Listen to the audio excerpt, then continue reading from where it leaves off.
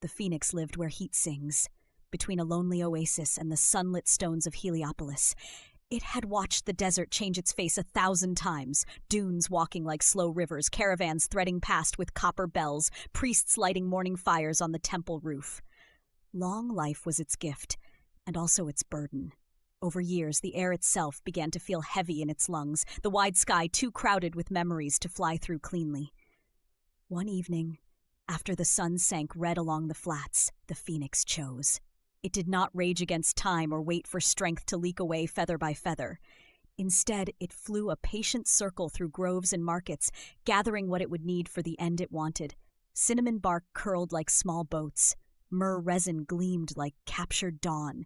From tamarisk and palm, it plucked sweet, dry twigs.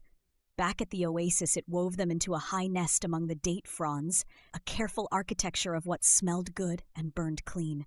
This was not a pyre of despair, it was a plan. When the eastern rim of the world brightened, the phoenix faced the light. It sang, not a cry of fear, but a clear note that held both gratitude and goodbye. Heat rose in answer.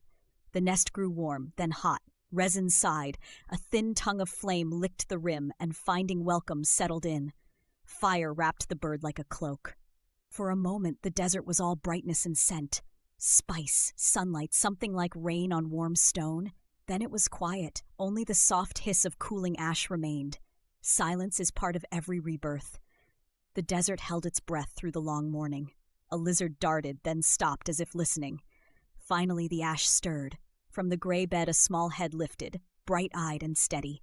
The fledgling shook itself, scattering soot like snow, and found tucked within the nest a smooth, pale bead, the condensed ash of what had been. It took the pearl gently in its beak and rose, small wings drumming their first confident rhythm. The road to Heliopolis shimmered with heat. Priests on the temple roof paused as the young bird circled the obelisk and landed by the altar of Ra. Without flourish, it set the ash pearl among the offerings. Memory honored, weight released. When it leapt again, the air seemed lighter for both of them. The bird and the city that had watched so many cycles of flame and flight. From that day, the phoenix flew differently. The desert had not changed, but its burden had.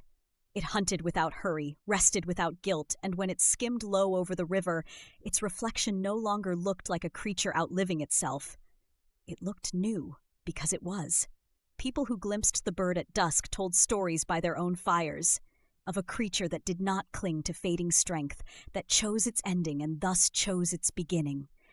The tale traveled farther than the phoenix could, and it carried a quieter instruction than any miracle.